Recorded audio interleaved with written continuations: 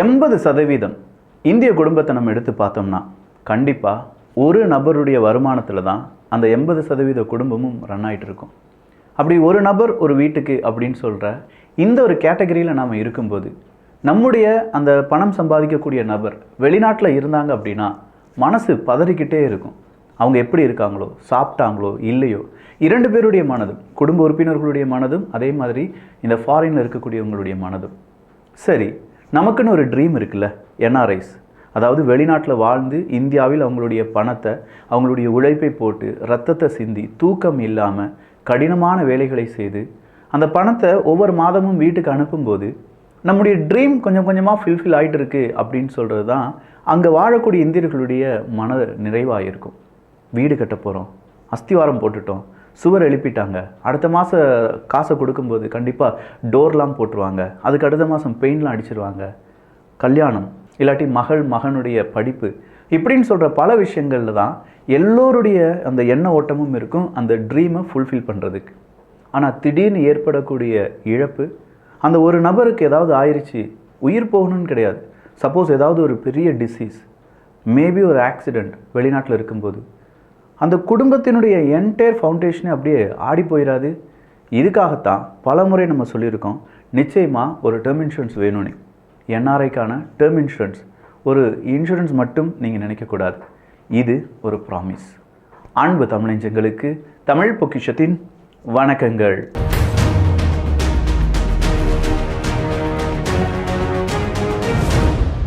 வெளிநாட்டில் வாழக்கூடிய ஒரு நபர் அவங்க ஏன் இந்தியாவில் இருக்கக்கூடிய ஒரு டேர்ம் இன்சூரன்ஸை எடுத்து வச்சுக்கணும் அப்படின்னு சொல்லி ஏகப்பட்ட கேள்விகள் இருக்கலாம்.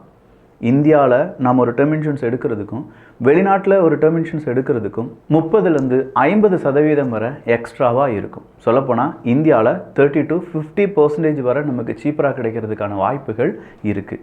இதை முதல் ரீசன் அப்படின்னு சொன்னால் கூட அடுத்த ரீசன் அப்படின்னு ஒன்று இருக்குல்ல, நம்ம இங்கே ஒரு டேர்ம் இன்சூரன்ஸ் எடுக்க போகிறோம்ப்பா, எத்தனை கோடி ரூபாய்க்கு எடுக்கலாம்? 820 ரூபாலாம் நீங்கள் மாதம் ப்ரீமியமாக கட்டும்போது 2 கோடி ரூபாய்க்கு டேர்ம் இன்சூரன்ஸ் எடுப்பதற்கான வாய்ப்புகளும் இருக்கின்றன. அதை பற்றிலாம் மேலும் தெரிந்து கொள்வதற்கு கீழே இருக்கக்கூடிய லிங்கை நீங்கள் யூஸ் பண்ணிக்கலாம். இந்தியாவில் நம்ம ஒரு டேர்ம் இன்சூரன்ஸ் எடுக்கிறதுக்கு சில சட்டத்திட்டங்கள் அப்படிங்கிறது, குறிப்பாக நமக்கு டாக்டர் செக்கப்லாம் வேணுமான்னு கேட்டால் அது எல்லாமே ஆன்லைன்லேயே செய்வதற்கான வாய்ப்புகள் இருக்கின்றன. ஆனால் வெளிநாடுகளில் இந்த டேர்ம் இன்சூரன்ஸ் எடுக்கிறதுக்கான ஏஜ் 85 வயசு வரை தான் இருக்கும். ஆனால் இந்தியாவில் அப்படி கிடையாது, ஹோல் லைஃப் 99 வயசு வரையும் நம்ம என்ன செய்யலாம், நமக்கான டேர்ம் இன்சூரன்ஸை எடுக்கலாம். அது மட்டும் இல்லாமல் அடுத்ததாக நீங்கள் ஒரு என்ஆர்ஐ அக்கௌண்ட் வழியாக தான் இதை நீங்கள் ப்ரீமியம் அடைக்கிறீங்க அப்படின்னா அதில் உங்களுக்கு 18% ஜிஎஸ்டி வெய்வர் அப்படிங்கிறது கிடைக்கும். நீங்கள் ஆனுவல் ப்ரீமியம் தான் கட்டுறீங்க அப்படின்னா உங்களுக்கு 5% வரை டிஸ்கவுண்ட் கிடைப்பதற்கான வாய்ப்புகளும் இருக்கின்றன. ஸோ டோட்டலாக பார்க்க போனால் 23% வரை உங்களுக்கு டிஸ்கவுண்ட் கிடைப்பதற்கான வாய்ப்புகள் இருக்கின்றன.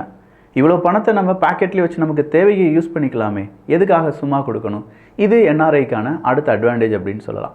டேர்ம் இன்சூரன்ஸ் 3 வகை இருக்குது. Pure term insurance, return of premium, 100% refund of premium at no cost, இப்படிங்கிறது தான். இதை பற்றிலாம் டீட்டெயிலாக வேறு பல காணொலிகளில் பேசியிருக்கோம் என்பதும் குறிப்பிடத்தக்கது.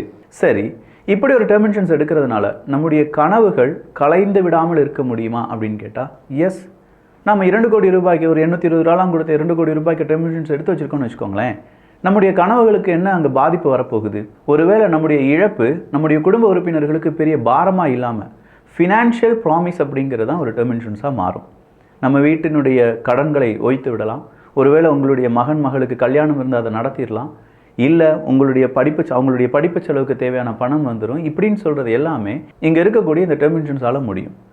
சரி, இதை எந்த அடிப்படையில் நம்ம எடுக்கலாம் அப்படின்னு கேட்டிங்கன்னா அதற்கு நீங்கள் கொஞ்சம் ஸ்டடி பண்ணணும். ஸ்டடி பண்ணுறதுனா நார்மல் ஸ்டடி கிடையாது, இது உங்கள் லைஃபுக்கு தேவையானது. எப்படி ஸ்டடி பண்ணுவீங்க? 51 நிறுவனங்கள் இருக்காங்க, 50க்கும் அதிகமான நிறுவனங்கள் இருக்கும்போது அதை கம்பேர் பண்ணுங்கள்.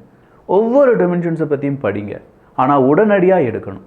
நீங்கள் நேரத்தை கொஞ்சம் கொஞ்சமாக அடுத்த வருடம் எடுத்துக்கலாம் அப்படின்னு சொல்லிட்டு போகும்போது நிச்சயமாக ப்ரீமியத்தினுடைய விலையும் அதிகரிக்கும், சட்டத்திட்டங்கள் மாறிக்கிட்டே இருக்குது.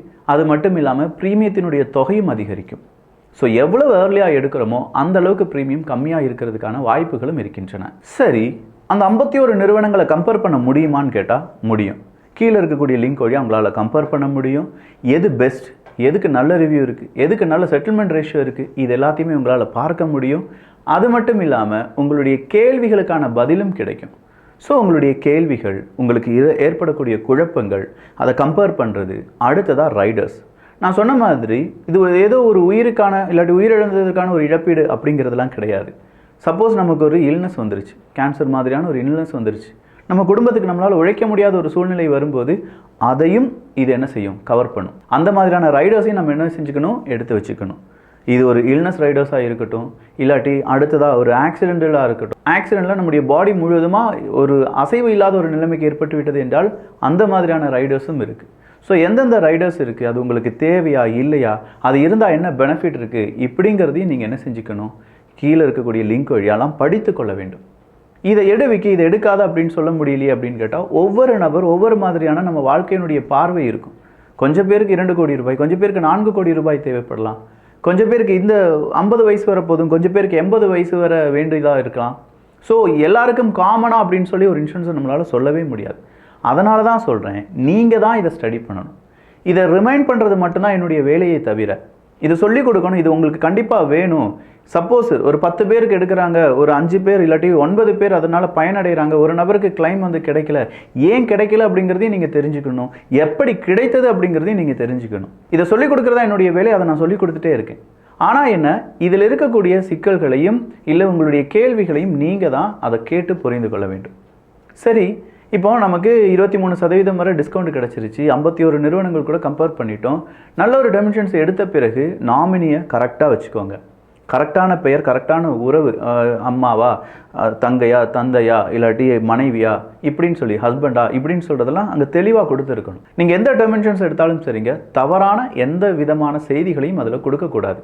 உங்களுக்கு ட்ரிங்கிங் இருக்குது, இல்லாட்டி அப்பப்போ நீங்கள் ஸ்மோக் பண்ணுவீங்க, இந்த விஷயத்தெல்லாம் நீங்கள் தெளிவாக அங்கே சொல்லியிருக்கணும். இதெல்லாம் தான் ரொம்ப இம்பார்ட்டன்ஸ். பொய் சொல்லியிருக்கக்கூடாது. உண்மையான முகவரி அது தவறான முகவரியாக இருக்கக்கூடாது. ஒரு ஸ்பெல்லிங் மிஸ்டேக்கு கூட ஒருவேளை நம்முடைய டேர்ம் இன்சூரன்ஸை பாதிக்கும் அப்படின்னு சொல்லலாம். அதே மாதிரி நம்முடைய ப்ரீமியம் அப்படிங்கிறத 3 மாதங்களுக்கு ஒரு முறை, வருடத்திற்கு ஒரு முறை அப்படிலாம் சொல்லி நீங்கள் அடைக்கலாம். லேப்ஸ் ஆகாமல் பார்த்துக்கோங்க. இவ்வளோ விஷயங்கள் இருக்குது. ஸோ உடனடியாக உங்களுக்கு டேர்ம் இன்சூரன்ஸை பற்றியான ஒரு கேள்வி இருக்குது, அதை தீர்க்க வேண்டும் அப்படின்னாலோ, இல்லை கம்பேர் பண்ணுறதுக்கோ, இல்லை எது பெஸ்ட் அப்படிங்கிறத பார்க்குறதுக்கோ கீழே இருக்கக்கூடிய லிங்கை யூஸ் பண்ணிக்கோங்க. நான் மறுபடியும் சொல்கிறேன், டேர்ம் இன்சூரன்ஸ் நார்மல் ஒரு இன்சூரன்ஸ் கிடையாது. அது நம்முடைய வாழ்க்கைக்கான, நம்முடைய குடும்ப உறுப்பினர்களுக்கான ஃபினான்ஷியல் ப்ராமிஸ். நல்லதை பகிர்ந்து நல்ல சமுதாயத்தை உருவாக்குவோம். நன்றி, வணக்கம்.